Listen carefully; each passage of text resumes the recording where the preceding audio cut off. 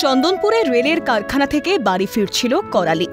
ইতিমধ্যে কত্তা বাবার বাহন সাপটিকে পুড়িয়ে মারা হয়ে গিয়েছে। বদলাচ্ছে বাঁশবাদী গ্রাম, বদলাচ্ছে কাহাররা। এখানেই আটকে গেছে হাঁসুলি বাঁকের উপকথা। এখনও বীরভূমের লাভপুরের বুকে বুজে আসা শাল নদীর বুকে হাঁসুলি বাঁক ঢেকে আছে বড় ঝোপে। সূর্য যখন অস্ত যায় কোপাইয়ের বুকে, তখন মন খারাপের আলো। কোপাইকে স্থানীয় মানুষরা শাল বলে ডাকে।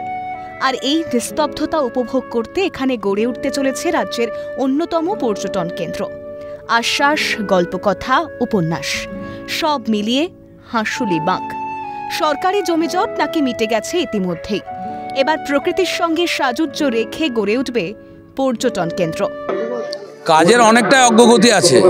প্রথমত একটা জমি জটের ব্যাপার ছিল, সেটা কেটে গেছে। তো আমরা খুব হোপফুল যে খুব তাড়াতাড়ি মানে এখন সমস্ত কিছুই একরকম কমপ্লিট। কি হবে, কিভাবে হবে। এলাকার বাইরের মানুষ ঘুরতে এলে বদলাবে অর্থনীতির চাকা। বনোয়ারি পরমরা একজোট হবে উন্নয়ন যোগ্যে। এলাকার মানুষরা একটু ভালো থাকবেন, একটু ভালো বাঁচবেন।